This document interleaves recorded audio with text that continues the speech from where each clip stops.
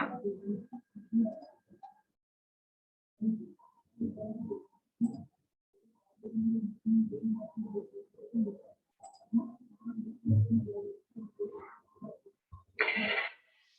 Morning everyone. I hope कि आप मेरी आवाज सुन रहे होंगे। Is everything fine? All clear, very good. ये रेस देखते हैं। रेस 22 से सवाल आया है, तो पहले रेस 22 को देखते हैं, उसके बाद आगे बढ़ेंगे। Vertical hollow cylinder height 1.52 meter is fitted with a movable piston of negligible mass and thickness. एक सिलेंडर है, इसकी ऊपर से ओपन है, 1.52 मीटर है।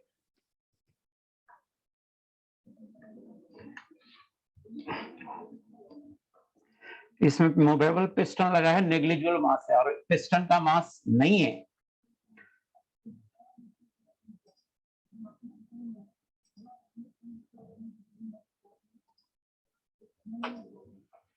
तुम ही तो बोले everything fine. Is everything fine?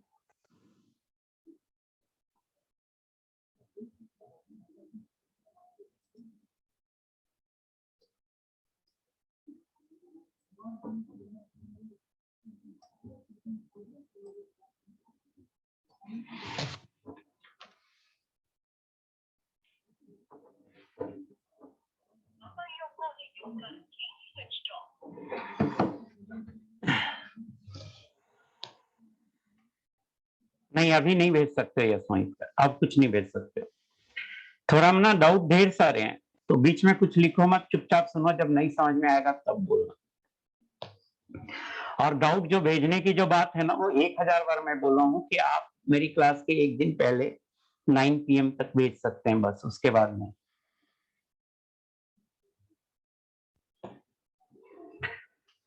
एक vertical hollow cylinder height 1.52 meter is fitted with movable piston of negligible mass and thickness. The lower half thickness भी negligible है, mass भी negligible है। इसका मतलब है कि प्रेशर तो कुछ नहीं आएगा क्योंकि मास नहीं है। अब थिकनेस नेग्लिजिबल होने का मतलब है कि वॉल्यूम नेग्लिजिबल है उस पिस्टन का। The lower half of the cylinder contains ideal gas, मतलब बीच में है पिस्टन। आज फिर पेन खराब है यार। बीच में है पिस्टन, नीचे आइडियल गैस है, and upper half is filled with mercury.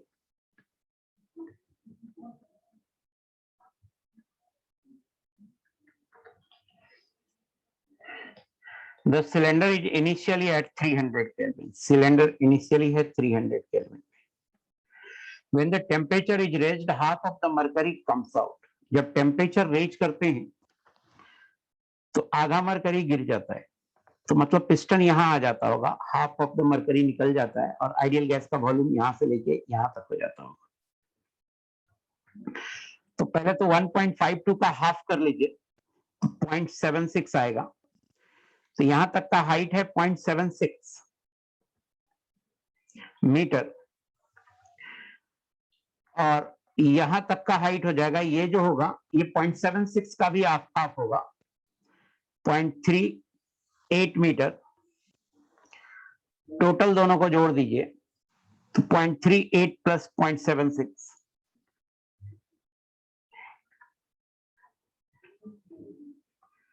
1.14 metre. अब देखिए हो क्या रहा है कि हम टेम्परेचर बढ़ा रहे हैं, 300 केल्विन से बढ़ा रहे हैं, तो आइडियल गैस का एक्सपेंशन हो रहा है, तो ये ऊपर जा रहा है पिस्टन ऊपर जा रहा है, तो इतना गया कि हाफ ऑफ द मरकरी गिर गया। तो अब मरकरी सिर्फ इतने पार्ट में है, पहले पूरे में था, मतलब पूरे हाफ में था, अब 1/4 पार्ट में मरकरी है। तो हो क्या रहा है इसमें, आइडियल गैस का अमाउंट तो चेंज हो नहीं रहा है, तो पीवी बराबर होता है nRT। आर कांस्टेंट है, एन कांस्टेंट है, इसका मतलब प्रेशर चेंज हो रहा है, वॉल्यूम चेंज हो रहा है और टेम्परेचर चेंज हो रहा है। सो P1 V1 बाई T1 बराबर होगा P2 V2 बाई T2। सोचते हैं कि P1 कितना होगा, तो जब आइडियल गैस आधे में भरा था और आधे में मरकरी था, तो जो आधा है वो कितना है, यहां से यहां तक कितना है, यहां से यहां तक है 0.76 मीटर। बाहर से कितना लग रहा है? बाहर से लग रहा है 1 atm और 0.76 metre is equivalent to 1 atm। 76 centimetre of H हुआ ना, तो ये 1 atm। तो शुरू में प्रेशर P1 था 2। आइडियल गैस का वॉल्यूम कितना था?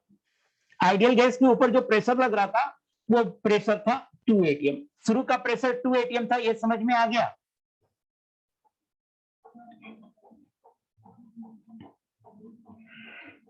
हाँ, वॉल्यूम कितना था? तो वॉल्यूम था 0.76 इंटू क्रॉस सेक्शनल एरिया, वो कैंसिल हो जाएगा, इंटू ए।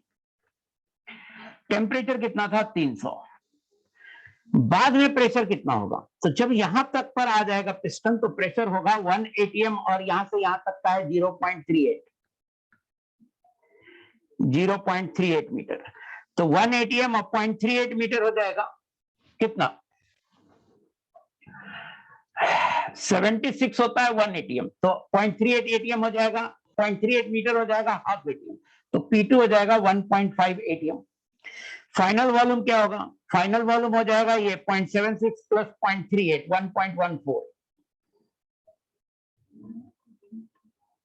इंटू ए, और टेम्परेचर T2 आपको निकालना है। यहां से निकाल लीजिए T2 होगा 300 इंटू 1.5 इंटू 1.14 अपॉन 2 इंटू 0.76, और ये होगा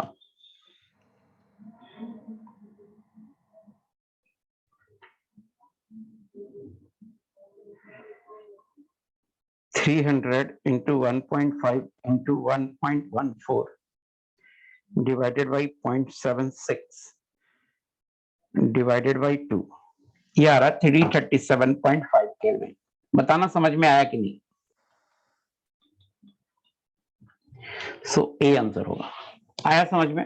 किसी को डाउट है? किसी को डाउट है कुछ समझने में? P1 V1 या P2 V2 की वैल्यू कैसे निकालना, ये समझने में डाउट है? नहीं। इसको देखिए, ऐसे ग्राफ को एनालाइज करने में रियली दिक्कत होती है जब तक कि आपको पहले से आइडिया ना हो कि ऐसे सवालों को कैसे बनाते हैं। जब तक आपको रियली में आइडिया नहीं होगा कि ऐसे सवालों को कैसे बनाते हैं, आपको एनालाइज करने में दिक्कत होगी।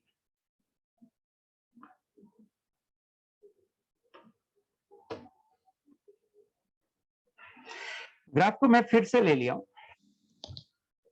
आप देखिए क्या कीजिए, टेम्परेचर वर्सेस वॉल्यूम का ग्राफ है और आइसोबेरिक है। यहां देखिए आइसोबेरिक है, तो पहले तो मैं ये लिख दूं कि आइसोबेरिक का मतलब क्या होता है? तो आइसोबेरिक का मतलब होता है प्रेशर बराबर कांस्टेंट। सिमिलरली आइसोकोरिक का क्या मतलब होता है? तो आइसोकोरिक का मतलब होता है वॉल्यूम बराबर कांस्टेंट। सिमिलरली आइसोथर्मल का क्या मतलब होता है? टेम्परेचर बराबर कांस्टेंट। सो आइसोबेरिक में प्रेशर कांस्टेंट होता है, आइसोकोरिक में वॉल्यूम कांस्टेंट होता है, आइसोथर्मल में टेम्परेचर कांस्टेंट होता है। ये याद रखेंगे कि आइसोबेरिक, आइसोकोरिक और आइसोथर्मल का मतलब क्या होता है। अब देखिए जरा सा, टेम्परेचर वर्सेस वॉल्यूम का कर्व है, तो हम ऐसा करते हैं कि पीवी बराबर एनआरटी लगाते हैं और टी बराबर P by R into V by N, या ऐसे लिखते हैं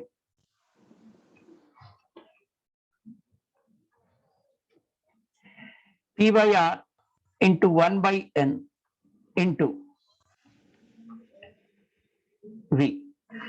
टेम्परेचर वर्सेस वॉल्यूम में ये कर्व, अगर हम नंबर ऑफ मोल्स को कांस्टेंट ले लें तो ये m हो जाएगा, है नहीं कांस्टेंट, ये बाई हो जाएगा और ये x हो जाएगा। अगर नंबर ऑफ मोल्स कांस्टेंट होता तो ये graph straight line passing through origin होता है।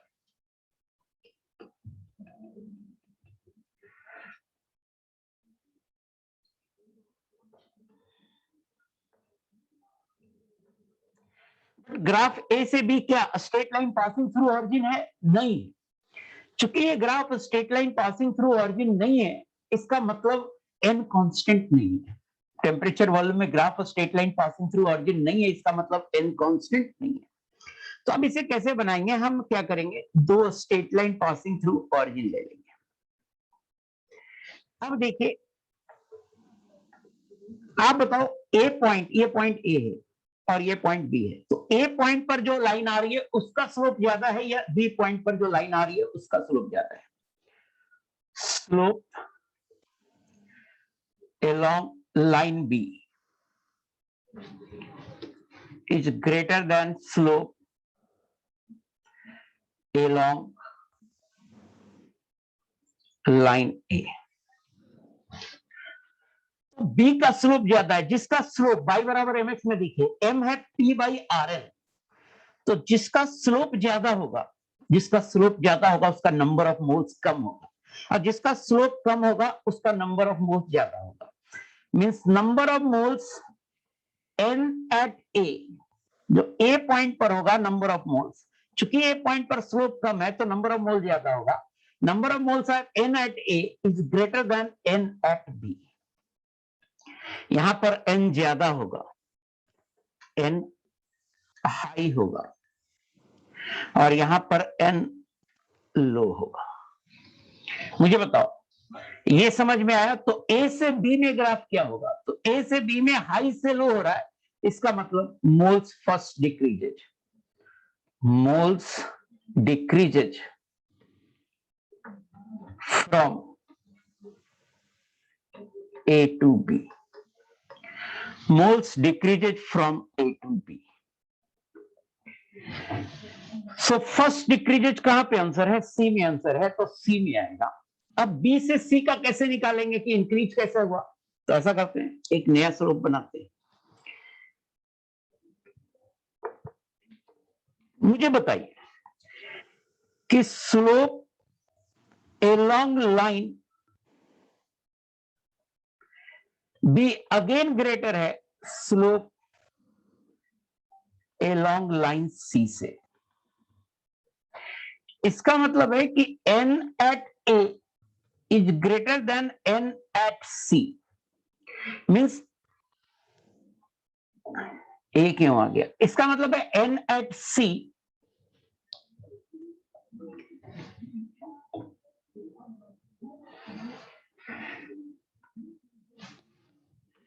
देखिए, स्लोप लाइन जो है, स्लोप एलॉन्ग, क्या लिख दिया हूं, एंगल क्या लिख दिया मैं, रुक जाना एक second. Slope along line B is greater than slope along line C. इसका मतलब है n at C is greater than n at B. C पे मोल ज्यादा है तो n हाई हो गया, तो इसका मतलब B से C आएंगे तो लो से हाई होगा, n मींस मोल इंक्रीज करेगा। This implies moles increases from B to C। I hope कि आपको समझ में आ गया होगा। मुझे बताना समझ में आया कि नहीं आया। कोई डाउट है तो प्लीज पूछ लो। आ गया समझ में? यस, नेक्स्ट, ये लास्ट क्वेश्चन है। अब आप देखो, 2 लीटर वॉल्यूम है, 2 litre. Dumas bulb contain nitrogen gas, pressure है 0.5 atm, number of moles n मान लो नाइट्रोजन का।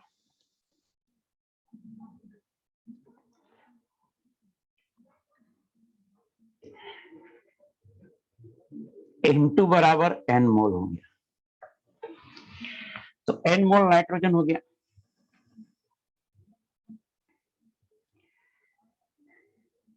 On adding 0.01 mole oxygen gas, it is necessary to cool the bulb to a temperature 10 degree Celsius to maintain same pressure. Pressure constant है।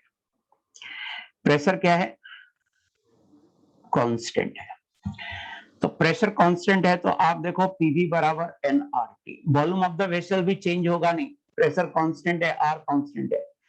इसका मतलब है N1T1 बराबर होगा N2T2, और N1 है N, T1 है T1 और N2 हो जाएगा N प्लस 0.01 और T2 हो जाएगा 10 डिग्री सेल्सियस है, T2 है 10 डिग्री सेल्सियस मतलब 283 केल्विन, तो ये हो जाएगा 283। n इंटू T1 बराबर n प्लस 0.01 इंटू 283, इसे पहला इक्वेशन कर लीजिए। अब लगाइए PV बराबर nRT1 और प्रेशर है 0.5, वॉल्यूम है 2 बराबर n T1 इंटू R कितना होगा 0.0821 और n T1 यहां से आ जाएगा 1 divided by 0.0821 from 1 and 2। n T1 की वैल्यू रख दीजिए 1 बाई 0.0821 बराबर n plus 0.01 into 283. This implies n plus 0.01. This is equal to 1 by 283 into 0.0821. और ये जो भी आ जाए 1 upon 283 upon 0.0821, ये आ रहा है 0.043।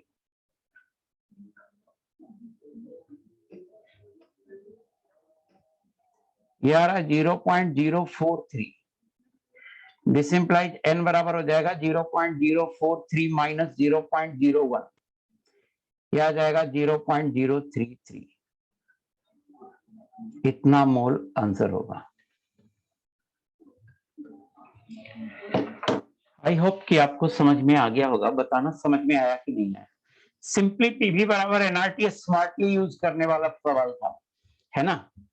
सो बनाना चाहिए था ये। बताओ समझ में आया कि नहीं आया। अब सीट का सवाल है, दूसरा नंबर सवाल भी पूछ दिया है, ये बहुत सिंपल सवाल है दूसरा।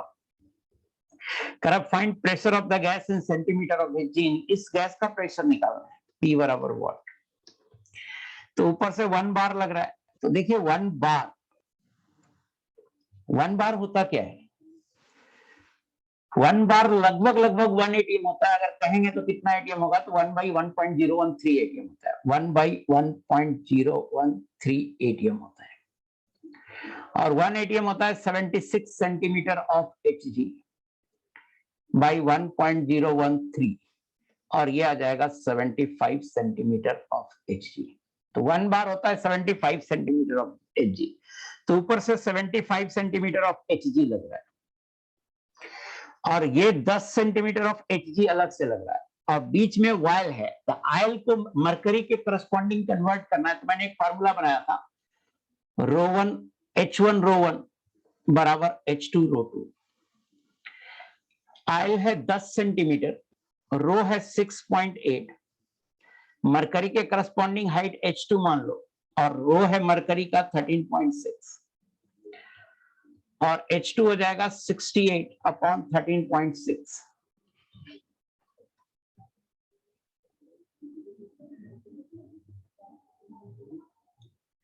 ये आ गया 5,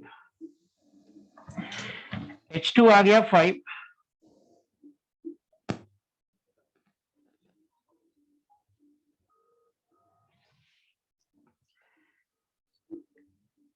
H2 आ गया 5। तो अब देखो P कितना होगा, P होगा 75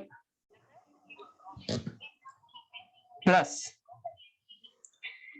ये होगा 75 प्लस कितना लग रहा है आयल का, तो 5 प्लस इसका कितना लग रहा है मरकरी का 10 सेंटीमीटर 90 सेंटीमीटर ऑफ Hg। ये आंसर होगा। ये बनाना चाहिए था, इसमें कुछ खास था नहीं। बताइएगा समझ में आया नहीं आया।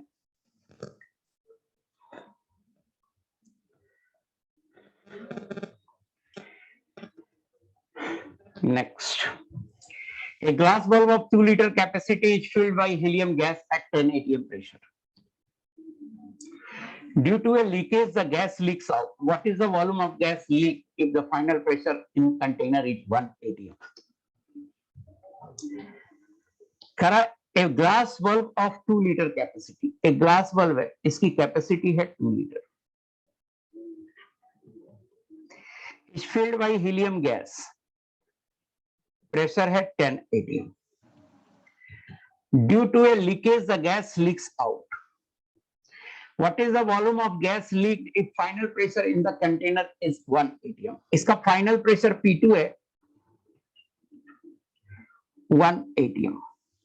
तो आप क्या करो, मान लो ये गैस लीक हुआ, तो लीक हुआ उसे किसी कंटेनर में ले लो.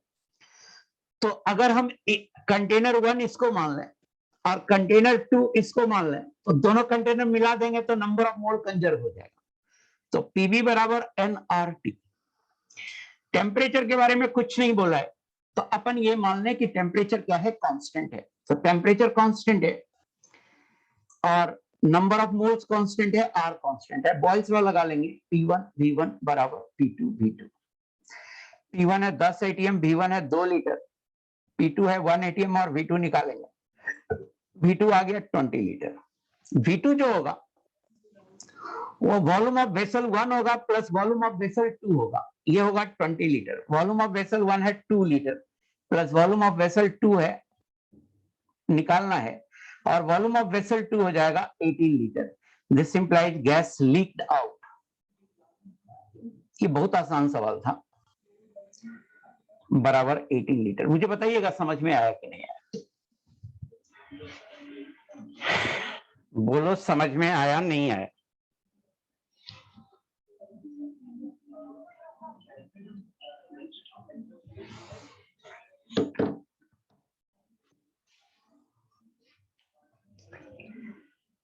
नेक्स्ट देखिए,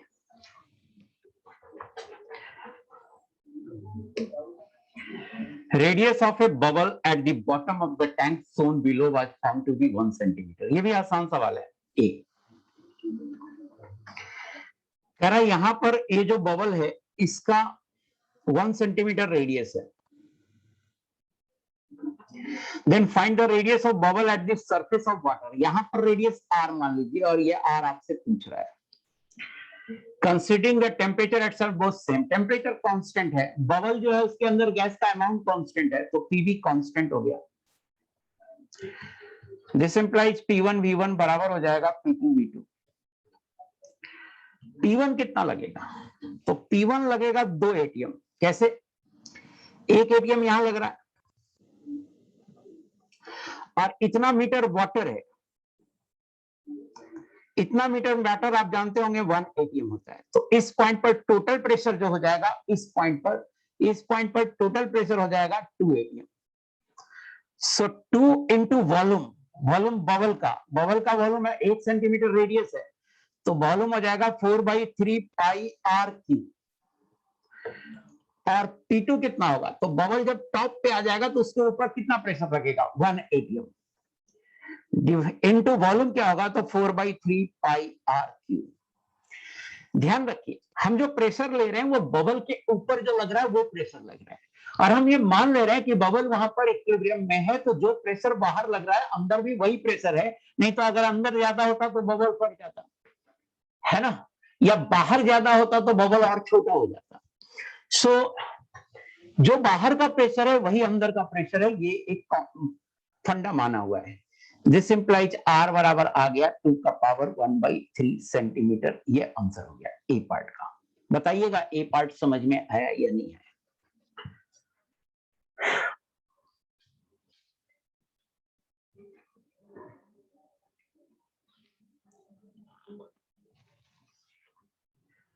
नेक्स्ट क्वेश्चन देखते हैं. If absolute temperature at the surface is 4 times that of at the bottom.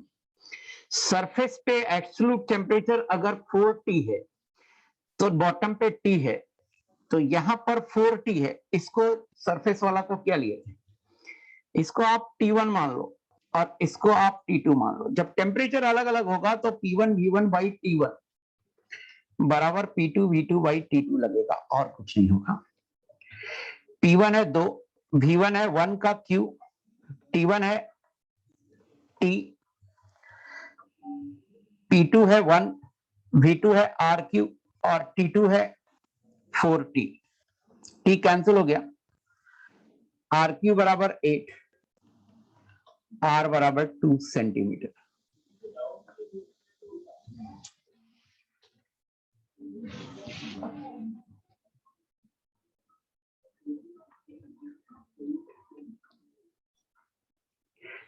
Plot the curve between PT versus T at constant V and constant number of moles। ये सब तो सब कराया हूं, सब कुछ तो कांस्टेंट है यार, क्यों नहीं बनता है दोस्त, क्यों नहीं बनता, बड़ा सीरियस इशू है, क्यों नहीं बनता है। PT वर्सेस T, प्रेशर होता है nRT by V। प्लीज अपना बेसिक स्ट्रॉन्ग कीजिए। PT वर्सेस T, तो P इंटू T करना है, तो ये हो जाएगा nR by V into T square. ये Y है, nR कांस्टेंट V है, कांस्टेंट n है, तो ये कांस्टेंट हो गया K, और T है X, तो ये हो गया y बराबर kx स्क्वायर, पैराबोला हो जाएगा। y की जगह आप pt लिखें और x की जगह t लिखें। y बराबर kx स्क्वायर पैराबोला का इक्वेशन है। x निगेटिव नहीं होगा, तो x निगेटिव नहीं होगा तो ग्राफ आएगा ऐसा, इस साइड नहीं आएगा क्योंकि x निगेटिव नहीं होगा, पैराबोला है। तो ग्राफ हो गया ए पार्ट में।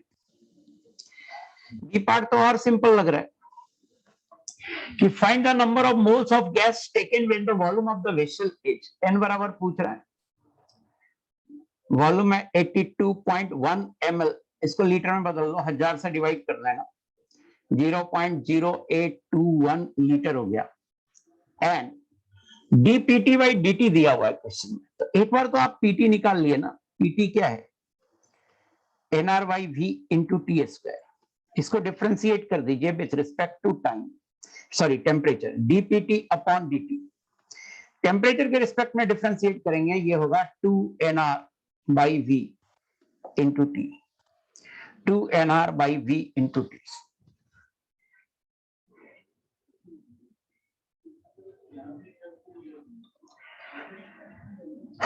अब देखिए इसकी वैल्यू दे रखा है क्वेश्चन में 300 और 2 इंटू n इंटू आर का वैल्यू 0.0821 और वॉल्यूम गिवन है ये है 0.0821 और टेम्परेचर भी गिवन होगा 300 केल्विन बराबर 300, ये कैंसिल ये कैंसिल ये कैंसिल ये कैंसिल और n बराबर हाफ हो गया। बताइएगा k can be negative, k can't be negative का मतलब नहीं है k, अच्छा यहां पर nr by v can't be negative, nr by v can't be negative, nr by v can't be negative, नहीं समझ में आता है, वॉल्यूम नेगेटिव नहीं होगा, r का वैल्यू फिक्स है, नंबर ऑफ मोल्स नेगेटिव नहीं होगा, इतना समझ में नहीं आता है।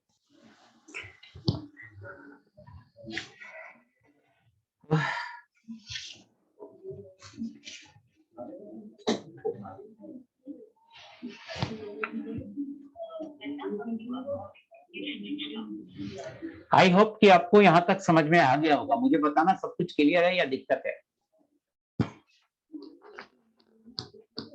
क्लियर है, वेरी गुड। नेक्स्ट देखिए, while resting the average human male use 0.2 decimeter cube, मतलब 0.2 litre of oxygen per hour at 1 atm and 300 Kelvin, pressure है 1 atm, टेम्परेचर है 300 Kelvin, 0.2 liter per hour for each kg of body mass, per kg body mass, body mass कहीं given होगा। What is the mass of glucose, glucose होता है C6H12O6, इसका मास आपसे पूछ रहा है पर आवर ही पूछ रहा है, पर आवर ही पूछ रहा है। By a resting male having mass, body mass है 60 kg। इसके सवाल बहुत आसान होते हैं। What volume at 1 atm and 300 Kelvin of CO2 would be produced?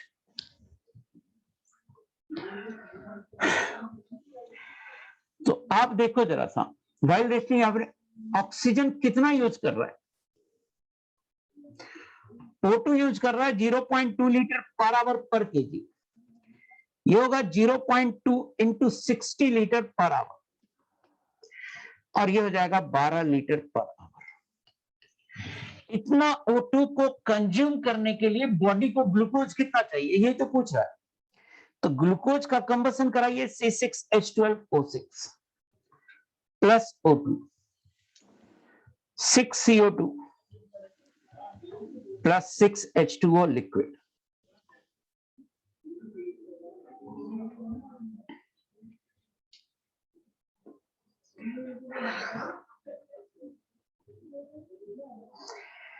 आप देखो 12 लीटर पर आवर है। आप ऐसा कर सकते हैं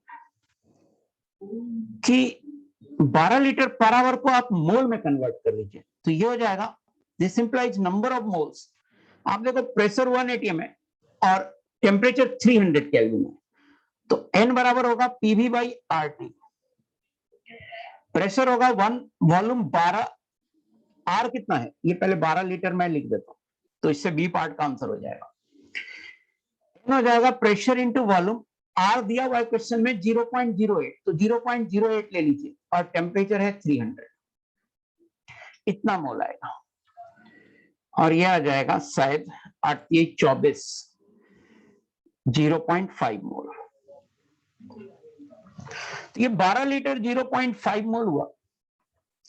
6 मोल ऑक्सीजन के लिए 1 मोल ग्लूकोज चाहिए, तो 1 मोल ऑक्सीजन के लिए 1/6 चाहिए, और 0.5 के लिए 1/6 इंटू 0.5 चाहिए। सो 1/6 इंटू 0.5 मोल मास पूछ रहा है शायद, तो C6H12O6 का जो मोलर मास होगा ये होगा 1/6 इंटू 0.5, इसका मोलर मास होता है 180, तो 180 से मल्टीप्लाई कर दीजिए, 0.5 इंटू 30, 15 ग्राम आ रहा है। मास इसका 15 ग्राम आ रहा है। और एक पार्ट और है question, what is the mass of glucose required पर what volume at 1 atm and 300 Kelvin of CO2 would be produced? इस O2 से CO2 प्रोड्यूस होगा, 6 से 6 प्रोड्यूस होता है, तो 12 लीटर से 12 लीटर ही प्रोड्यूस होगा, क्योंकि प्रेशर टेम्परेचर सेम है। जो ऑक्सीजन का प्रेशर टेम्परेचर है उसी प्रेशर टेम्परेचर पे CO2 पूछ रहा है, तो 12 लीटर CO2 होगा, ये भी आंसर होगा। आई होप कि आपको समझ में आ गया होगा, मुझे बताना समझ में आया कि नहीं आया।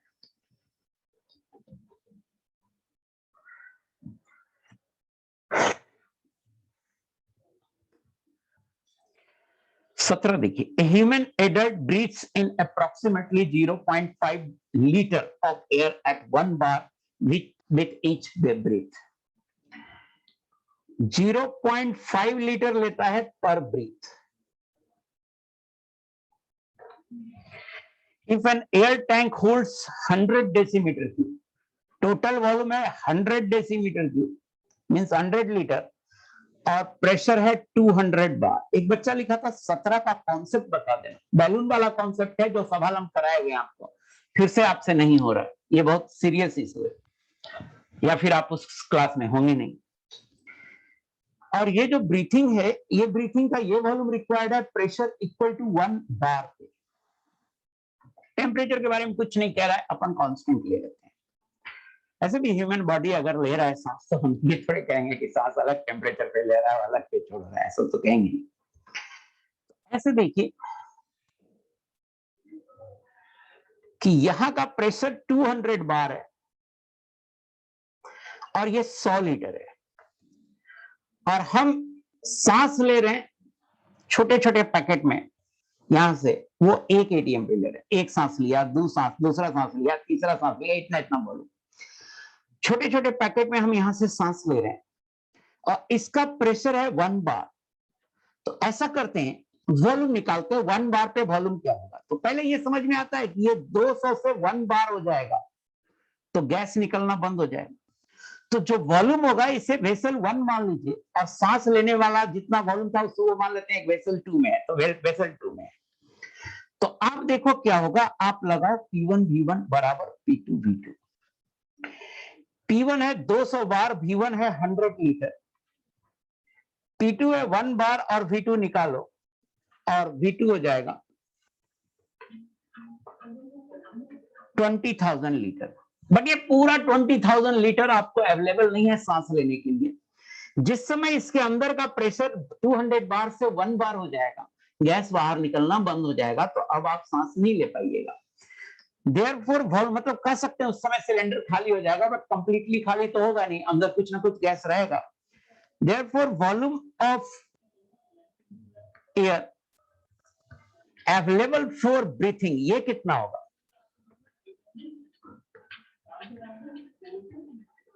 Volume of air available for breathing होगा 20,000 लीटर माइनस ये जो 100 लीटर है, ये कितना आएगा? कितना आएगा ये?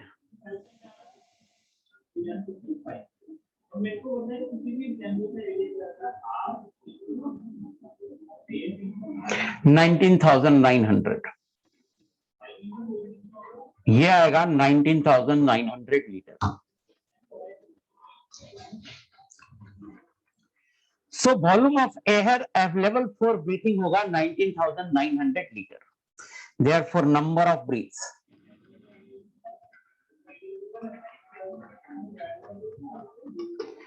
19,900 और एक ब्रीथ में लगता है 0.5, ये होगा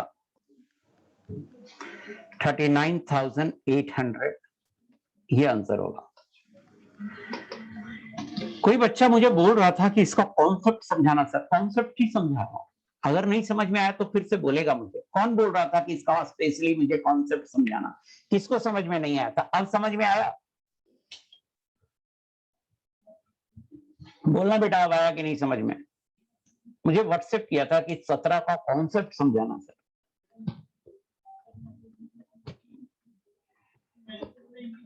अनुज्ञा सक्सेना, आपको दिक्कत हुई थी इसमें?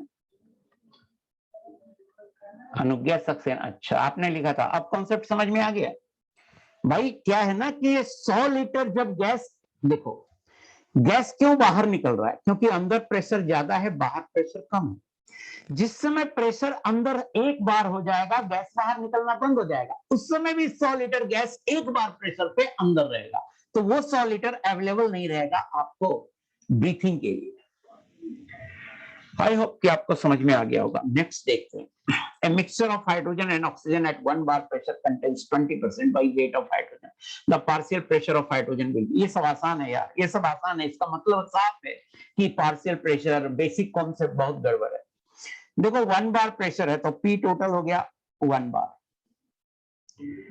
आप 20% बाई मास है, तो ऐसा करते हैं हाइड्रोजन और ऑक्सीजन है, दोनों आप 100 ग्राम ले लो।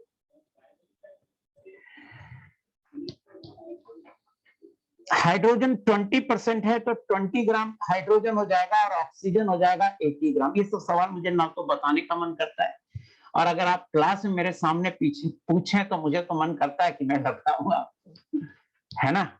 इतना बेसिक जिसपे 50 सवाल आप पहले मोल में कर चुके हैं, 100 सवाल आप कर चुके हैं, वो क्यों नहीं हो रहा? हमको ये नहीं समझ में आ रहा। मोल फ्रैक्शन आपसे क्यों नहीं निकल रहा? अब पार्शियल प्रेशर होता है total pressure into mole fraction, percentage by mass दिया हुआ है, आपसे मोल फ्रैक्शन क्यों नहीं निकल रहा? मुझे ये नहीं समझ में आ रहा। आप परसेंटेज बाई मास गिवन है 100 ग्राम क्यों नहीं मानते हैं? हमको ये नहीं समझ में आ रहा। एक दो बार बोला हूं बेटा। तो हाइड्रोजन हो गया, number of moles of hydrogen हो गया 20/2, 10।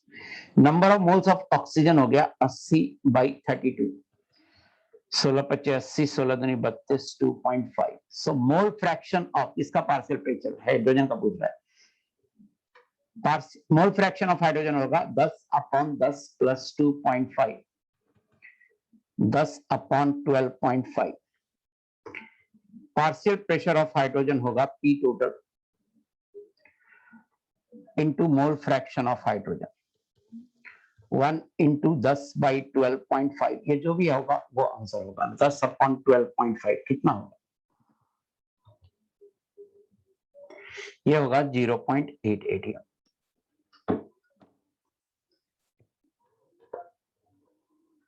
ये आंसर है।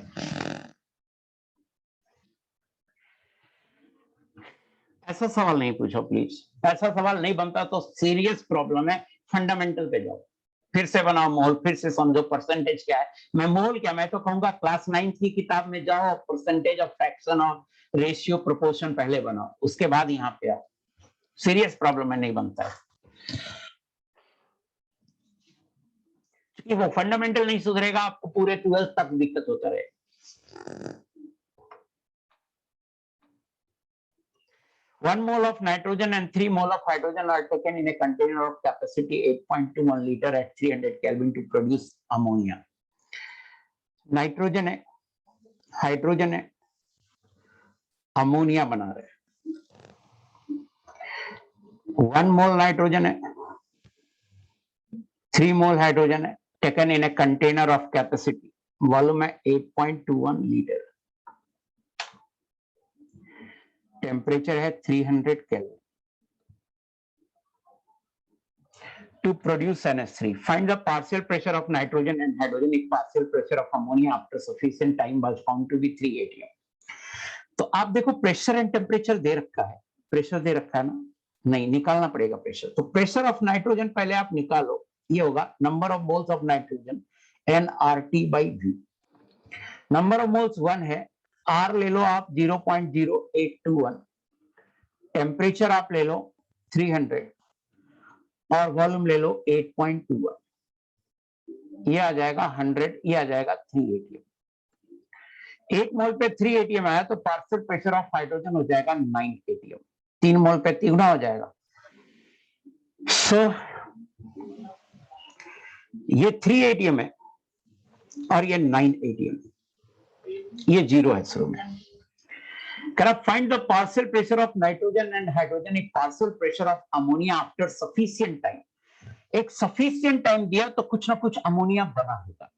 तो मान लेते हैं कि 3 में से x प्रेशर यहां से रिएक्ट किया, तो 9 में से 3x प्रेशर रिएक्ट करेगा और ये बनेगा 2x, और 2x दे रखा है। Partial pressure of ammonia was found to be 3, 2x है 3 atm, तो यहां से x आ गया 1.5 atm।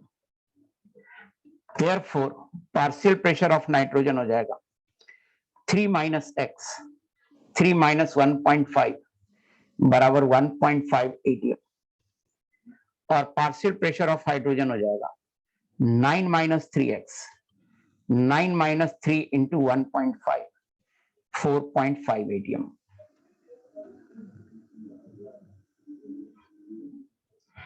अनुराग गुप्ता कुछ भी क्यों लिख रहे हो, ये चैप्टर खत्म हो गया क्या? जो सवाल बना रहे वो देखो ना यार, इसमें कोई डाउट है क्या? शांत से बैठो प्लीज।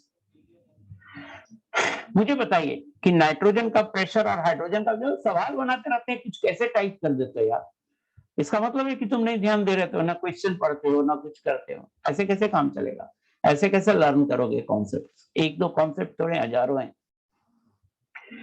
मुझे बताइए बेटा कि आपको पार्शियल प्रेशर ऑफ नाइट्रोजन और हाइड्रोजन जो निकाला वो समझ में आया कि नहीं आया, पूरा बताइए कि कहीं दिक्कत है क्या?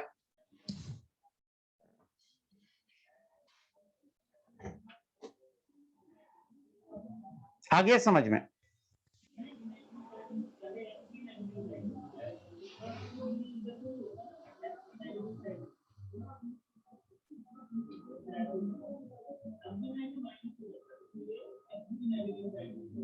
हाँ सुमन जी, समझ आया तो है, तो दिक्कत क्या है ये बताना।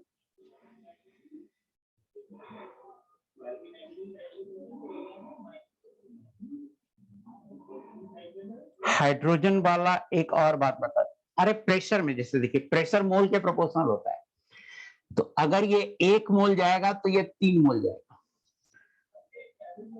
तो अगर ये 1 एटीएम जाएगा तो ये 3 एटीएम जाएगा।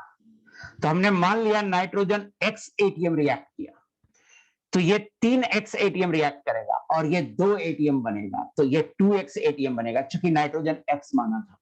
सुमनजीत अब बताना, अब समझ में आया?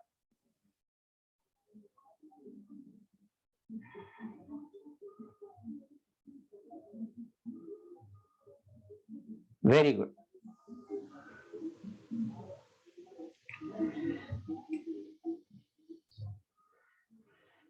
अब जो सवाल है वो वेपर प्रेशर के सवाल है।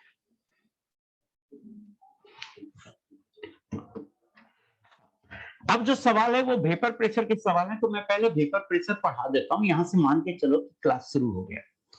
Concept of vapour pressure. Vapour pressure किसी भी लिक्विड का होता है, किसी भी लिक्विड का होता है। हम सुविधा के लिए वाटर ले रहे हैं, H2O लिक्विड है। इसके बाद पढ़ाएंगे ना यश मोहित कर, क्यों यार, क्यों कुछ भी लिखते रहते यार।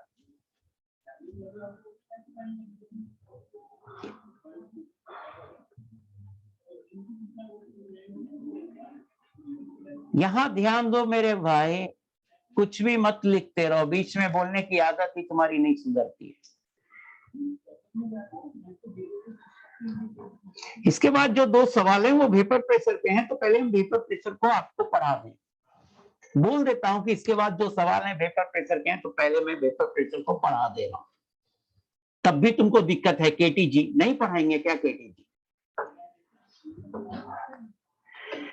पढ़ाएंगे? नितेश कुशवाहा, ये मेरे पे डिपेंडेंट है ना। लिख दिया कॉन्सेप्ट ऑफ वेपर प्रेशर, आपको होमवर्क दे दिया, आप पूछ भी दिए, तो अब हम पहले पढ़ा देना।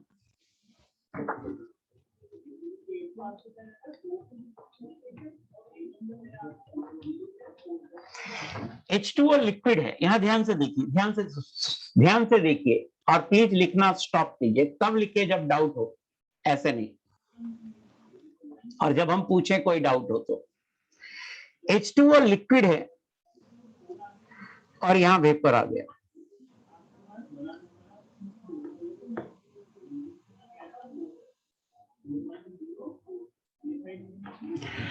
H2O लिक्विड है, यहां वेपर आ गया। क्यों वेपर आया? तो even at a fix temperature, temperature constant है, even at a fix temperature हर लिक्विड मॉलिक्यूल की काइनेटिक एनर्जी अलग अलग होती है। समझिए इस बात। फ्रैक्शन ऑफ मॉलिक्यूल्स है बाई एक्सिस में, बाई एक्सिस में फ्रैक्शन ऑफ मॉलिक्यूल्स है, और एक्स एक्सिस में है काइनेटिक एनर्जी। तो देखा गया कि even at a fix temperature her water molecule की काइनेटिक एनर्जी अलग अलग है। क्या बोल रहा हूं, सुनो। Even at a fix temperature liquid में हर वाटर मॉलिक्यूल की काइनेटिक एनर्जी अलग है, किसी की ज्यादा है, किसी की कम है। बाई एक्सिस में फ्रैक्शन ऑफ मॉलिक्यूल है, तो यहां ध्यान से देखो कि अगर हम fraction of molecule versus kinetic energy का ग्राफ बनाए, तो एक फिक्स टेम्परेचर पे वो ग्राफ ऐसा आता है। ऐसा कैसे आता है वो अपन बाद में डील कर लेंगे, पढ़ाएंगे हम आपको थोड़ा बहुत। बट अभी तो ये मानिए कि एक साइंटिस्ट ने ऑब्जर्व किया कि लिक्विड वाटर में even at a fix temperature her water molecule की काइनेटिक एनर्जी अलग अलग होती है। तो हर वाटर मॉलिक्यूल की काइनेटिक एनर्जी अलग अलग होती है, तो fraction of molecules versus kinetic energy का ग्राफ बनाया। जैसे मान लो 50 वाटर मॉलिक्यूल है, तो साइंटिस्ट ने देखा एक वाटर मॉलिक्यूल की काइनेटिक एनर्जी 50 जूल है, दो वाटर मॉलिक्यूल की काइनेटिक एनर्जी 100 जूल है, 5 वाटर मॉलिक्यूल की काइनेटिक एनर्जी 200 जूल है, 12 वाटर की मॉलिक्यूल की काइनेटिक एनर्जी 300 जूल है, या 20 ही ले लो तो 20 हो गया, 30 ले लेते हैं चलो। 6 वाटर मॉलिक्यूल की काइनेटिक एनर्जी 400 जूल है, और 3 वाटर मॉलिक्यूल की काइनेटिक एनर्जी 500 जूल है। टोटल कितना हुआ? 12 12 और 5 17 18 19 20 6 26 27 28 29, 3 ने इसको 4 करो तो 30 हो गया।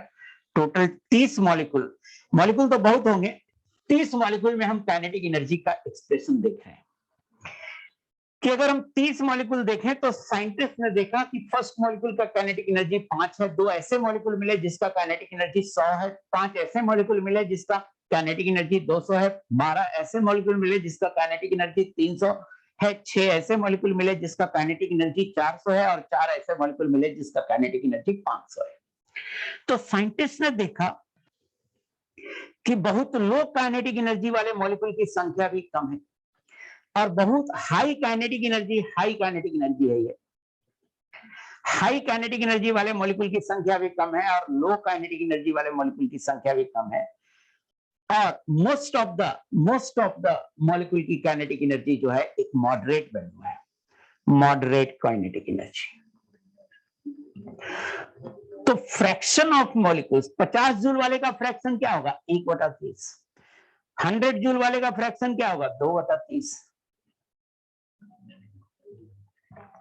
200 जूल वाले का फ्रैक्शन क्या होगा? 5/30। 300 जूल वाले का फ्रैक्शन क्या होगा? 12/30। 400 जूल वाले का फ्रैक्शन क्या होगा? 6/30। और 500 जूल वाले का फ्रैक्शन क्या होगा? 4/30। तो हमने फ्रैक्शन निकाला।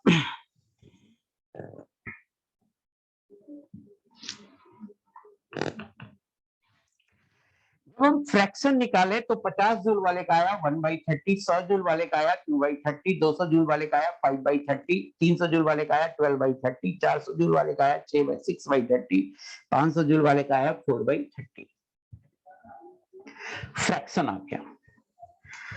जब फ्रैक्शन आ गया तो फ्रैक्शन ऑफ मॉलिक्यूल को काइनेटिक एनर्जी के अगेंस्ट प्लॉट कर दिया, तो ग्राफ ऐसा आया। इस ग्राफ में देखिए, इधर लो काइनेटिक एनर्जी है, तो लो काइनेटिक एनर्जी का फ्रैक्शन लो है। इधर हाई काइनेटिक एनर्जी है, हाई काइनेटिक एनर्जी का फ्रैक्शन भी लो है। लेकिन ये मॉडरेट काइनेटिक एनर्जी है, यहां फ्रैक्शन बहुत ज्यादा है। तो ये ऑब्जर्व किया। पहले मुझे ये बताओ, ये पॉइंट समझ में आया कि साइंटिस्ट ने ये ऑब्जर्व किया कि even at a constant temperature her water molecule की काइनेटिक एनर्जी अलग अलग है। एक दूसरा, देखा कि लो काइनेटिक एनर्जी वाले मॉलिक्यूल की संख्या कम है और हाई काइनेटिक एनर्जी वाले मॉलिक्यूल की संख्या भी कम है, और मोस्ट ऑफ द मॉलिक्यूल की काइनेटिक एनर्जी एक मॉडरेट वैल्यू है। तो अगर हम fraction of molecules versus kinetic energy का ग्राफ बनाएंगे इस ऑब्जर्वेशन के आधार पे, तो ऐसा आएगा। ये समझ में आया?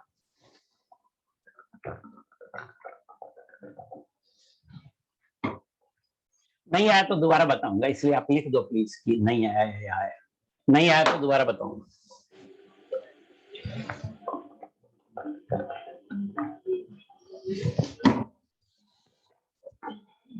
आ गया, लिख दिया। Very good, very good, very good, आ गया। तो मान लो कि ये जो काइनेटिक एनर्जी है, ये minimum kinetic energy to escape है।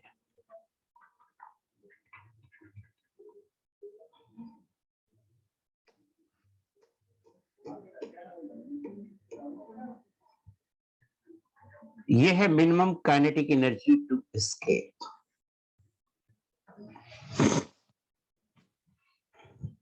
मींस काइनेटिक एनर्जी इस वैल्यू से ज्यादा होगी तो वेपर में चल जाएगा, और इस वैल्यू से कम होगी तो लिक्विड फेज में ही रहेगा। काइनेटिक एनर्जी इस वैल्यू से ज्यादा होगी तो वेपर में चला जाएगा, और इस वैल्यू से कम रहेगी तो ये minimum kinetic energy to escape है। मींस जिस वाटर मॉलिक्यूल की काइनेटिक एनर्जी इस वैल्यू से ज्यादा हो जाता है वो वेपर में चला जाता है।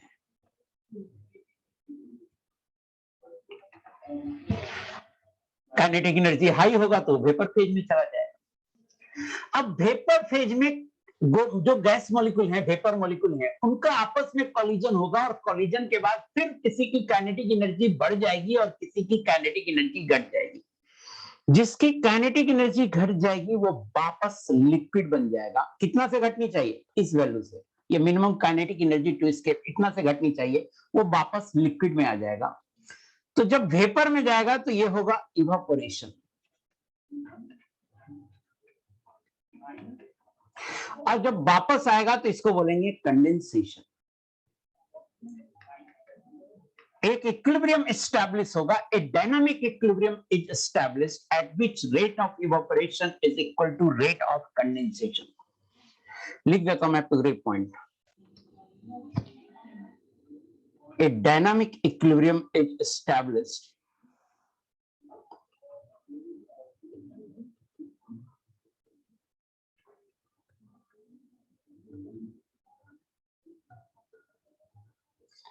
at which rate of evaporation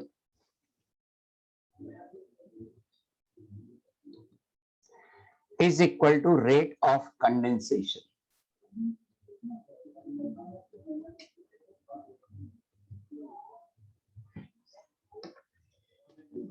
rate of evaporation is equal to rate of condensation.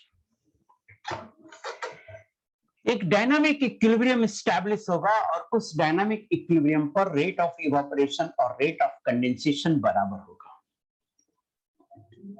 और जब ये दोनों रेट बराबर होगा तो यहाँ जो वेपर होगा, यहाँ पर जो वेपर होगा, फिगर में देखिए, यहाँ पर जो रेड डॉट दे रहा हूं, वेपर जो होगा, वो वेपर इस लिक्विड सरफेस के ऊपर जितना प्रेशर करे बन लगाएगा, उस प्रेशर को बोलेंगे पी नॉट और उसे बोलेंगे वेपर प्रेशर, उसे बोलेंगे vapour pressure. So pressure exerted by vapors of a liquid over its surface means उसी liquid surface के ऊपर when at equilibrium is called vapor pressure। लिख देता हूं definition, pressure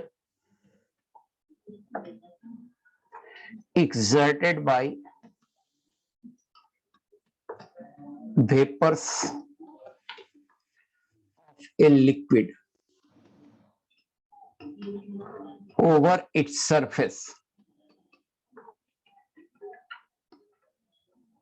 at equilibrium। Equilibrium बोलना जरूरी है, इक्विलिब्रियम नहीं बोलिएगा तो गड़बड़ हो जाए। इक्विलिब्रियम बोलना जरूरी है, नहीं बोलिएगा इक्विलिब्रियम गलत हो जाएगा डिफिनीशन, नहीं बोलिएगा इक्विलिब्रियम गलत हो जाएगा डिफिनीशन।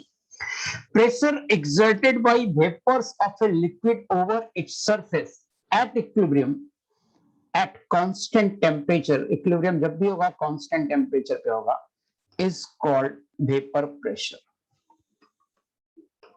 देखो एक और चैप्टर पढ़ाऊंगा केमिकल इक्विलिब्रियम, केमिकल इक्विलिब्रियम में मैं पूरा और फिर से डिफाइन करूंगा वेपर प्रेशर को। तो वेपर प्रेशर काफी इंपॉर्टेंट टर्म है, बट अभी अगर थोड़ा भी समझते हैं वेपर प्रेशर को तो आगे बहुत इंपॉर्टेंट कॉन्सेप्ट है और बहुत शानदार कॉन्सेप्ट है। तो वेपर प्रेशर को आप अभी अगर समझते हैं थोड़ा बहुत, तो आगे जब दोबारा डिफाइन करेंगे ज्यादा अच्छे से तो और क्लियर होगा। तो एक बार वेपर प्रेशर के डिफिनेशन को देखिए। मैंने कहा कि हर वाटर मॉलिक्यूल की काइनेटिक एनर्जी ज्यादा होती है, अलग अलग होती है, किसी की ज्यादा होती है, किसी की कम होती है। जिसकी एक पर्टिकुलर वैल्यू से ज्यादा होती है वो वेपर में चला जाता है और इस प्रोसेस को बोलते हैं इवापोरेशन। जब वेपर मॉलिक्यूल होंगे तो उन मॉलिक्यूल्स में भी आपस में कोलिजन होगा, कोलिजन के बाद किसी की काइनेटिक एनर्जी बढ़ सकती है और घट सकती है। जिसकी घटकर ये मिनिमम वैल्यू से नीचे चली जाएगी तो वो वापस लिक्विड में आ जाएगा और इस प्रोसेस को बोलते हैं कंडेंसेशन। एक इक्विलिब्रियम एस्टैब्लिश होगा, उस इक्विलिब्रियम पर जिस रेट से इवापोरेशन होगा उसी रेट से कंडेंसेशन हो जाएगा। उस इक्विलिब्रियम पर जो वेपर प्रेशर लगाएगा अपने लिक्विड सरफेस पे, उस प्रेशर को बोलेंगे वेपर प्रेशर। इन सारे ड्रामेबाजी में टेम्परेचर कांस्टेंट है। मुझे बताइए वेपर प्रेशर का डिफिनीशन समझ में आया या नहीं आया?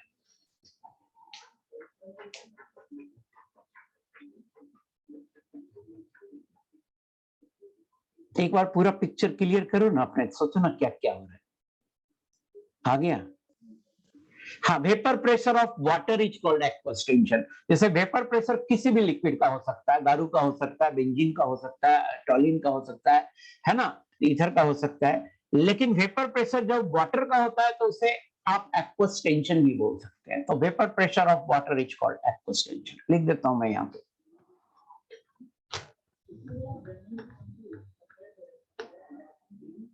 Vapour pressure of water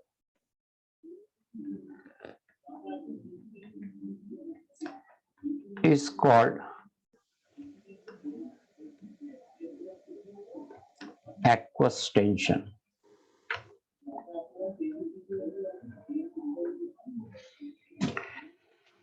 Vapor pressure of water is called aqueous tension. Water के वेपर प्रेशर को बोलते हैं एक्वस टेंशन। पहले मुझे बताओ ना, ये वेपर प्रेशर का डिफिनीशन एकदम क्लियर हुआ या कुछ दिक्कत है? कुछ आलतू फालतू मत पूछो, हम सिर्फ पूछ रहे हैं वेपर प्रेशर का डिफिनीशन क्लियर हुआ या नहीं हुआ। मैं सारा बात लिखूंगा कि इसको एक्वस टेंशन बोलते हैं या नहीं बोलते हैं, आपको पूछने की जरूरत नहीं है। मैं जो पूछ रहा हूं वो क्लियर है कि नहीं है, ये बताओ सर। फिर भी मैं एक पॉइंट फिर से बोल रहा हूं, किसी भी समय वाटर के ऊपर जो वेपर होगा उस वेपर को वेपर प्रेशर नहीं बोलेंगे। फिर बोल रहा हूं मैं, किसी भी समय वाटर के ऊपर जो वेपर होगा, उस वेपर के प्रेशर को वेपर प्रेशर नहीं बोलेंगे। उस वेपर के प्रेशर को वेपर प्रेशर उसी समय बोलेंगे जब इक्विलिब्रियम में हो, जब इक्विलिब्रियम में हो। अगर इक्विलिब्रियम नहीं हो तो पार्शियल प्रेशर बोलेंगे, और अगर इक्विलिब्रियम है तो वेपर प्रेशर बोलेंगे। जैसे क्या कहना चाह रहा हूं मैं कि किसी भी समय वाटर के ऊपर जो वेपर है उसके प्रेशर को वेपर प्रेशर नहीं बोलेंगे, वो तब बोलेंगे जब वो वेपर अपने लिक्विड के साथ इक्विलिब्रियम में हो। इक्विलिब्रियम का मतलब है कि रेट ऑफ इवेपोरेशन और रेट ऑफ कंडेंसेशन बराबर हो, तब वेपर प्रेशर बोलेंगे। Vapour pressure depends upon first nature of liquid. जिस लिक्विड में इंटरमोलिकुलर फोर्स ऑफ अट्रैक्शन ज्यादा होगा उसका वेपर प्रेशर कम होगा। Inter molecular force of attraction. जैसे इन जनरल मैं पूछूं कि पेट्रोल का वेपर प्रेशर ज्यादा होगा या वाटर का, तो क्लियरली आप बोलेंगे पेट्रोल का वेपर प्रेशर ज्यादा होगा, क्योंकि उसमें इंटरमोलिकुलर फोर्स ऑफ अट्रैक्शन काफी कम है, जबकि वाटर में हाइड्रोजन बॉन्ड है। तो इंटरमोलिकुलर फोर्स ऑफ अट्रैक्शन ज्यादा होगा, वेपर प्रेशर कम होगा। अगर मैं बोलूं कि वेपर प्रेशर मिथेनॉल है और वाटर है, किसका ज्यादा होगा? इंट्यूशन के आधार पे भी बताइए कि मिथेनॉल है, अल्कोहल है और वाटर है, किसका वेपर प्रेशर ज्यादा होगा? तो मिथेनॉल का ज्यादा। जो ज्यादा वोलेटाइल है उसका वेपर प्रेशर ज्यादा होगा। दूसरा, वेपर प्रेशर डिपेंड करता है टेम्परेचर पे, और अभी सिर्फ इतना लिख देते हैं, डिटेल बाद में पढ़ाएंगे दूसरे चैप्टर में, कि as temperature increases vapour pressure increases. Temperature बढ़ाने से वेपर प्रेशर बढ़ता है। बस इसी दो factor, means for a given liquid,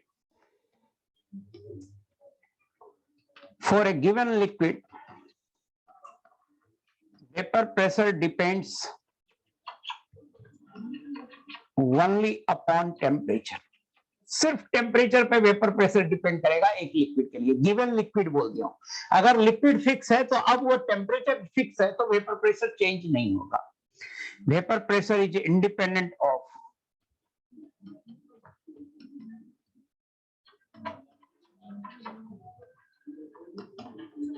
surface area, volume, etcetera. क्या मतलब है कि मान लो इसमें वाटर है, छोटा सा बर्तन है, इसमें यहां तक वाटर है, वाटर अपने वेपर के साथ इक्विलिब्रियम में। एक बड़ा सा बर्तन है, इसमें भी प्योर वाटर है,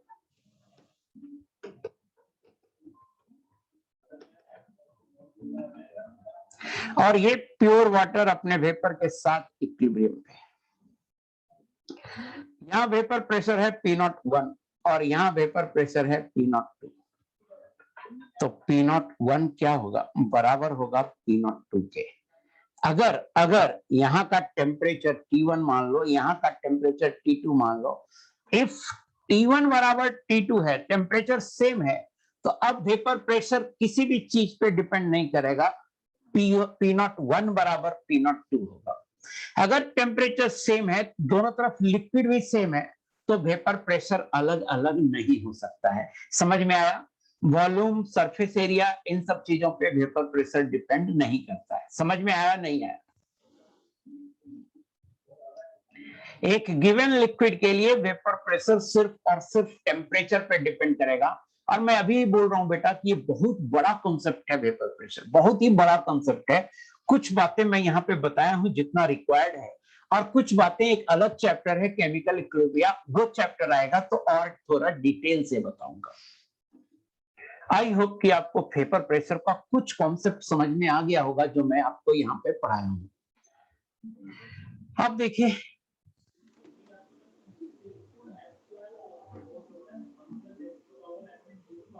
यार ये क्वेश्चन यहां कैसे आ गया?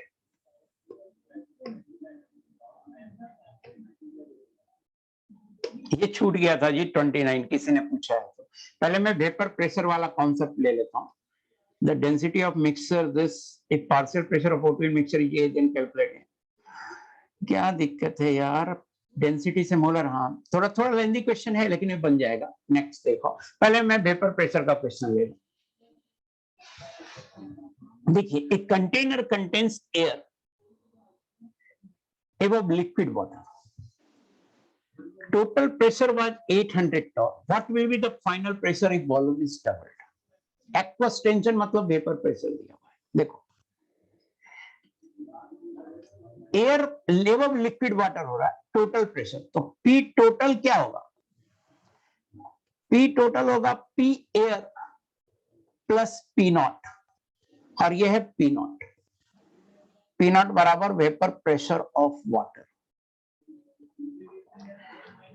800 बराबर P air, Dalton's law of partial pressure लगाया, और पी नॉट होगा 40 और पी एयर होगा 760, और इसको मान लो P1। What will be the final pressure if volume is doubled? V1 को V मान लो, तो V2 है 2V। अब एयर गैस है तो गैस पे हम P1 V1 बराबर P2 V2 लगा सकते हैं।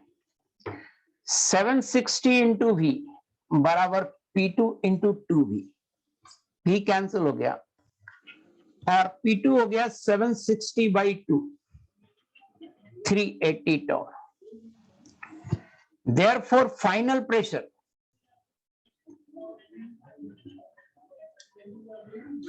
pressure हो जाएगा P2 plus P not, 380 plus 40 बराबर 420 torr। ये आंसर हो जाएगा।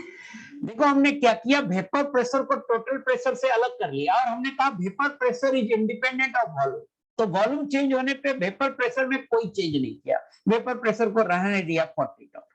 वॉल्यूम चेंज करने पर वेपर प्रेशर में कोई चेंज नहीं किया, और वॉल्यूम डबल करने पर एयर का प्रेशर हाफ कर दिया, और उससे जो प्रेशर आया उसमें फिर वेपर प्रेशर को जोड़ दिया। मैंने कहा वेपर प्रेशर वॉल्यूम पे चेंज नहीं करता है। अब मुझे बताओ इस क्वेश्चन का सॉल्यूशन समझ में आया कि नहीं?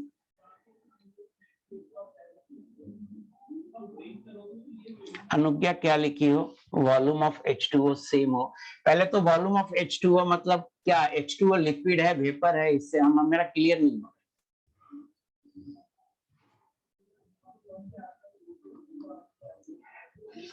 फाइनल प्रेशर पूछ रहा है ना, तो वाटर का वेपर प्रेशर तो रहेगा ही ना कंटेनर में।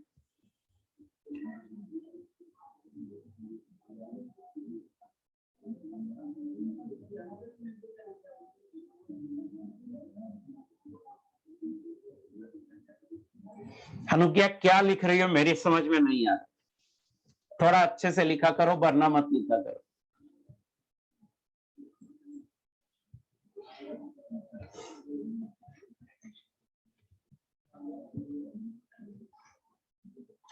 हम पूछ रहे हैं इस सवाल, ये सवाल समझ में आया, और इस सवाल के रिस्पेक्ट में क्या डाउट है, थोड़ा अच्छे से लिखा करो। तुम क्या लिख रही हो अनुज्ञा? मुझे कुछ भी नहीं समझ में आ रहा।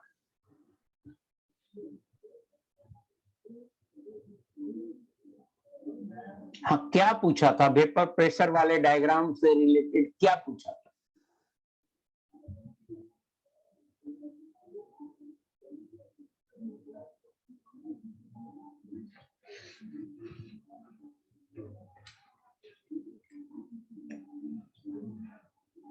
कौन से डायग्राम से रिलेटेड पूछा था? इस डायग्राम से रिलेटेड।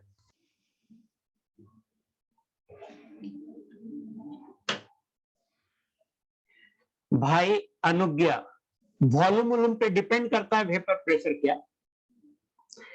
वॉल्यूम पे डिपेंड करता है वेपर प्रेशर क्या? नहीं ना। वॉल्यूम पे वेपर प्रेशर डिपेंड नहीं करता। टेम्परेचर अगर सेम है तो वेपर प्रेशर सेम हो गया। सो अब कुछ मत बोलो वॉल्यूम ऑफ H2O सेम और डिफरेंट, और कुछ मत बोलो। अगर दोनों में सेम लिक्विड है और टेम्परेचर सेम है, लिक्विड चाहे जितना भी हो, वेपर प्रेशर चेंज नहीं होगा। पार्शियल प्रेशर चेंज हो सकता है, वेपर प्रेशर नहीं चेंज होगा। वेपर प्रेशर एक कांस्टेंट क्वांटिटी है। जैसे मान लो इस ये एक वेसल है, इसमें पानी है ही नहीं, इसमें सिर्फ मान लो नाइट्रोजन है। आपसे इसका मतलब ये नहीं है कि वेपर प्रेशर 0 हो गया, वेपर प्रेशर अभी भी उतना ही होगा। मान लो 25 डिग्री सेल्सियस पे वेपर प्रेशर 25 टॉर होता है वाटर का, तो इसमें वाटर नहीं भी होगा तब भी ये 25 टॉर ही होगा। वेपर प्रेशर के लिए आपको पानी लेने की जरूरत नहीं है, वेपर प्रेशर पानी का फिक्स वैल्यू है। तो अगर मान लो कि जैसे जैसे डेंसिटी ऑफ वाटर, इस गिलास में वाटर नहीं है, मास ऑफ वाटर 0 है, तो हम ये थोड़े कहेंगे कि डेंसिटी 0 है क्योंकि मास 0 है, नहीं कहेंगे ना। उसी तरह से इस वेसल में वाटर नहीं भी है तब भी वेपर प्रेशर 0 नहीं होगा। वेपर प्रेशर ऑफ वाटर एक फिक्स वैल्यू है। बोला तो कि हर लिक्विड का हर टेम्परेचर पे यह एक फिक्स वैल्यू है।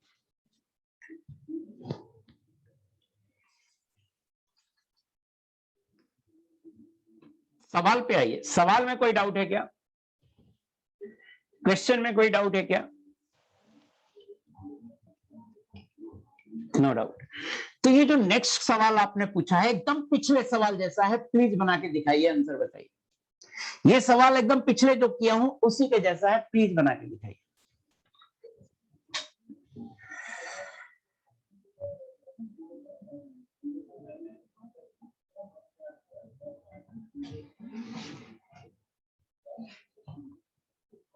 इसको बना के दिखाइए।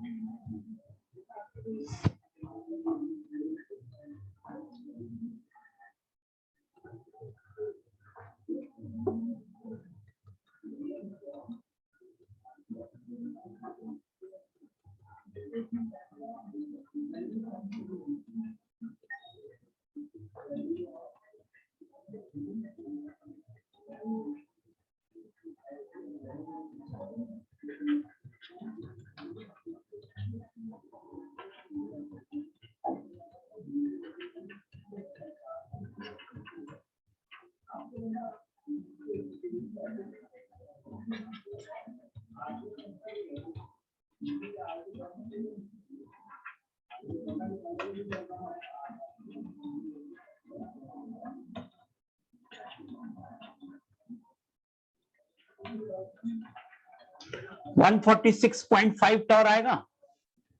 आया समझ में?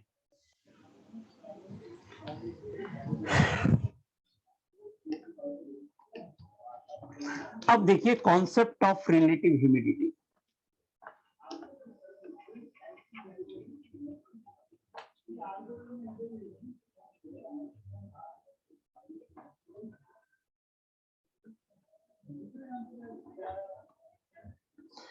RH से डिनोट कर रहे हैं रिलेटिव ह्यूमिडिटी को।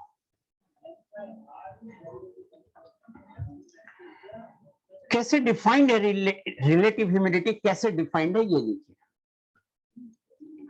It is defined as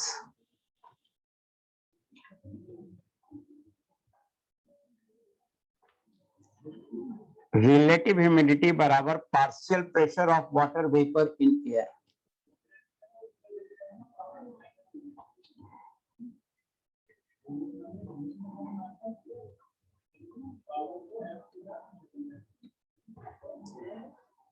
Partial pressure of water vapor in air upon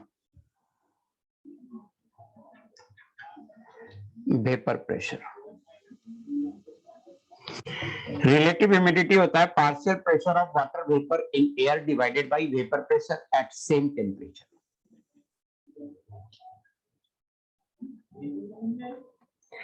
Definition को समझिए कि जैसे एक रूम है, मान लो एक रूम है 25 डिग्री सेल्सियस पे है ये कमरा, इसमें एयर है और इसमें वाटर वेपर भी है। मान लो एयर का प्रेशर है 750 टॉर और वाटर का प्रेशर है 10 टॉर मान लो, but vapour pressure of water जो होता है ये होता है मान लो 20 टॉर 25 डिग्री पे एट 25 डिग्री सेल्सियस। तो आप देखो कमरे की ह्यूमिडिटी कितनी है, तो कमरे में वाटर का पार्शियल प्रेशर है 10 टॉर जबकि उस टेम्परेचर पे वेपर प्रेशर होता है 20 टॉर। तो इस सिचुएशन में रिलेटिव ह्यूमिडिटी हो जाएगा 10/20 बराबर 0.5। मुझे बताइए समझ में आया कि नहीं?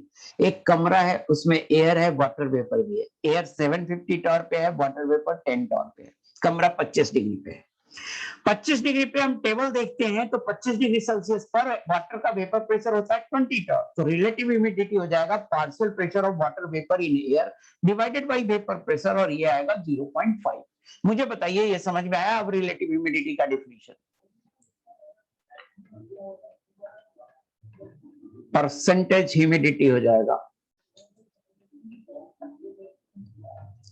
Relative humidity into 100, percentage humidity हो जाएगा रिलेटिव ह्यूमिडिटी इंटू 100। अब इस सवाल को कर दीजिए, इस सवाल को कर दीजिएगा तो इसका मतलब है कि आपको समझ में आ गया। प्लीज बताइए इसका answer.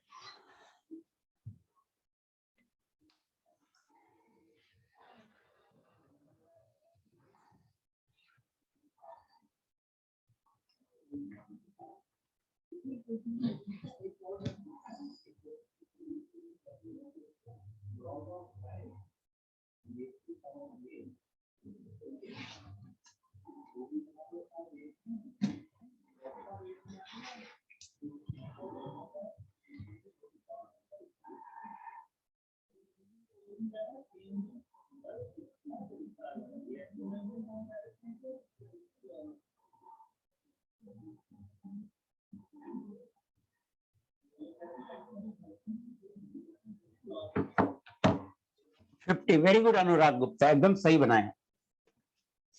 On a humid day at 40 degree Celsius, humidity of atmospheric air is, तो रिलेटिव ह्यूमिडिटी परसेंटेज में दिया हुआ है, ये होगा partial pressure upon vapour pressure. इसको ऐसे लिख लो ना, ऐसे लिख लोगे तो formula P water upon vapour pressure of water, तो फॉर्मूला छोटा हो जाएगा, ऐसे लिख लोगे। रिलेटिव ह्यूमिडिटी है 90% मतलब 0.9, पार्शियल प्रेशर है 45 अपॉन वेपर प्रेशर, और वेपर प्रेशर हो जाएगा 45 डिवाइडेड बाय 0.9 बराबर 50 टॉर। ये वेपर प्रेशर होगा। आई होप कि थोड़ा थोड़ा कॉन्सेप्ट आपको रिलेटिव ह्यूमिडिटी का थोड़ा थोड़ा कॉन्सेप्ट आ गया होगा। अब देखिए जरा सा एक क्वेश्चन छूट गया था, अब मैं उस क्वेश्चन को यहाँ पे तो अब नहीं बताऊंगा, इसको ऐसा करता हूँ लेके चलता हूँ। पहले तो यहाँ से ये पेज हटा देता हूँ। क्वेश्चन नंबर 29 है ना।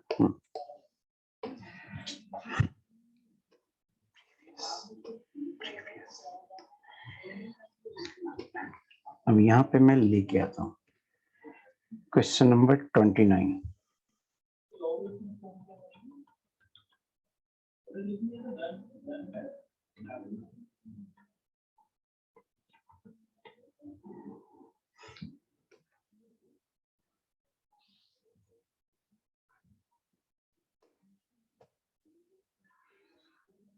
एक क्वेश्चन है जो किसी बच्चे ने पूछा था, छूट गया था, अभी ले रहा हूं इसको। करा the density of a mixture of O2 and N2 gases at 1 atm and 273 Kelvin is this। तो डेंसिटी क्या होगा बेटा? डेंसिटी होता है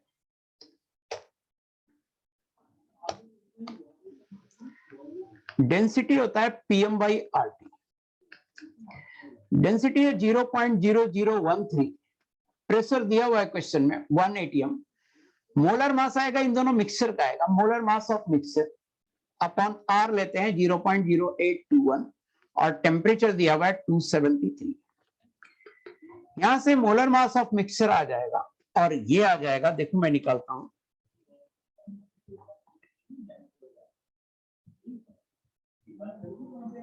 0.0013 into 0.0821 into 273,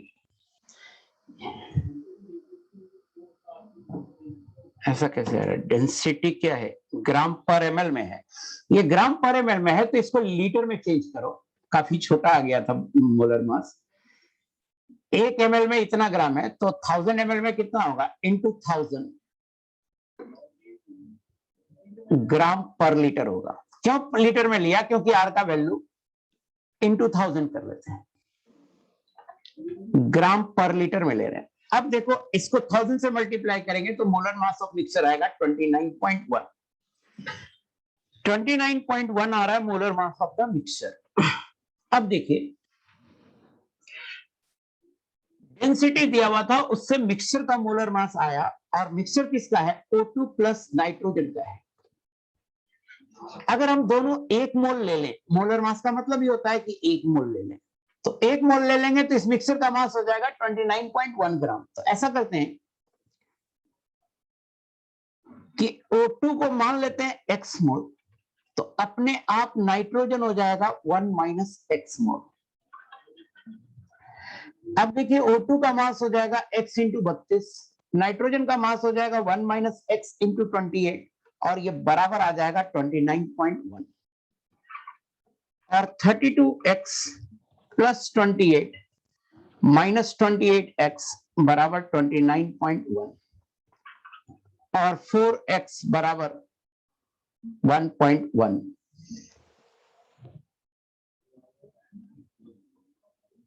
29.2 तो नहीं आएगा।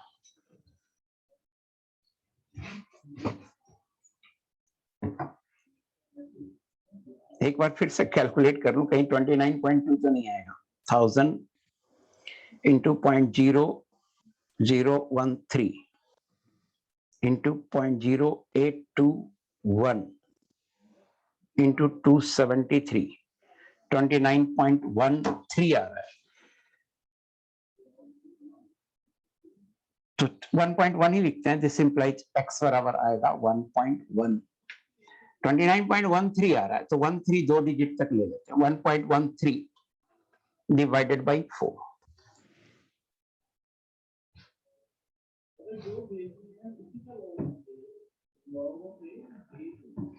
ये आ रहा है 0.284, x आ गया। अब देखिए जब x आ गया तो पार्शियल प्रेशर ऑफ ऑक्सीजन होगा total pressure into mole fraction. Total pressure जो है वो है 1 atm और मोल फ्रैक्शन है 0.284 बराबर 0.284 atm हो जाएगा। और इसको क्वेश्चन में कह रहा है ए मानो, आंसर आपको करना है 25A। ये हो जाएगा 25 इंटू 0.284, और ये आएगा 7। ये कितना आएगा? 7.1 आ रहा है, 7 आंसर। यस मोहित कर, मेरी बात ध्यान से सुनो। मोलर मास हमने 1 मोल अज्यूम नहीं किया, मैंने कहा मोलर मास इतना आ रहा है, तो मोलर मास होता ही है 1 मोल का मास। तो अगर हम ये 1 मोल लेंगे तो ये होगा 29.13 ग्राम। हमने 1 मोल अज्यूम नहीं किया, और 1 मोल मानने से फायदा क्या होगा कि x जो निकल के आएगा ये मोल फ्रैक्शन होगा। ये क्या होगा? Mole fraction. तो हमें चूंकि मोल फ्रैक्शन ही चाहिए, फार्मूला क्या है? पार्शियल प्रेशर होगा total pressure into mole fraction. और मैं आपको पहले से समझा चुका हूं कि जब भी आपको मोल फ्रैक्शन की रिक्वायरमेंट हो, गिवन हो, आप टोटल 1 मोल मान सकते हैं। फ्रैक्शन जब भी वर्ड हो ना यार, वहां पे 1 ले सकते हैं, परसेंटेज में के करस्पॉन्डिंग 100 ले सकते हैं। फिर यही सवाल बार बार क्यों पूछते हो दोस्त? तो आई होप कि अब आपको 29 समझ में आ गया होगा। मुझे बताना 29 समझ में आया कि नहीं आया। टाइम हो गया तो हमें अब ये करना पड़ेगा, बाइंड अप करना पड़ेगा। होमवर्क तो लिख ही दिया हूं, भेज देना होमवर्क। इतना मत भेजो कि पूरा क्लास होमवर्क डिस्कशन में ही चला जाए।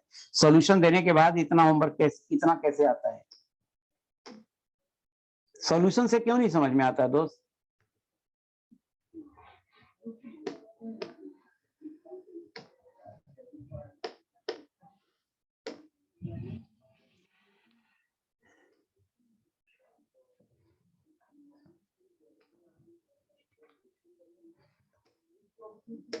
मुझे बताना आइडियल गैस का कितना लेक्चर हो। हाँ तो केटीजी है तो छोड़ देना, हमें लगा था आज मैं केटीजी खत्म कर दूंगा, अगर केटीजी है तो छोड़ देना।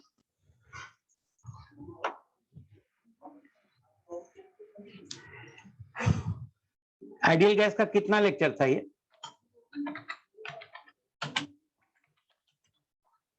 लेक्चर नंबर ये कितना होगा? 8। यस 8।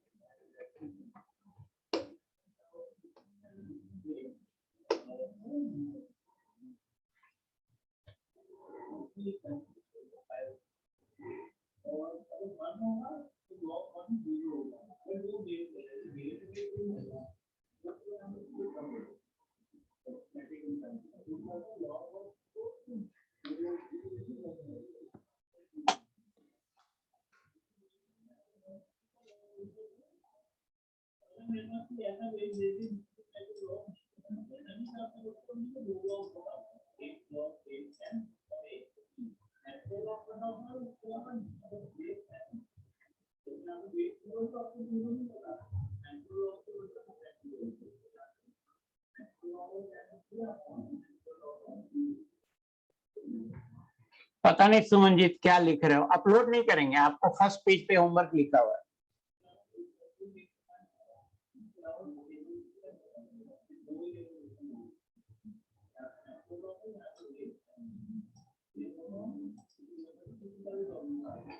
होमवर्क हम हमेशा फर्स्ट पेज पे लिख देते हैं।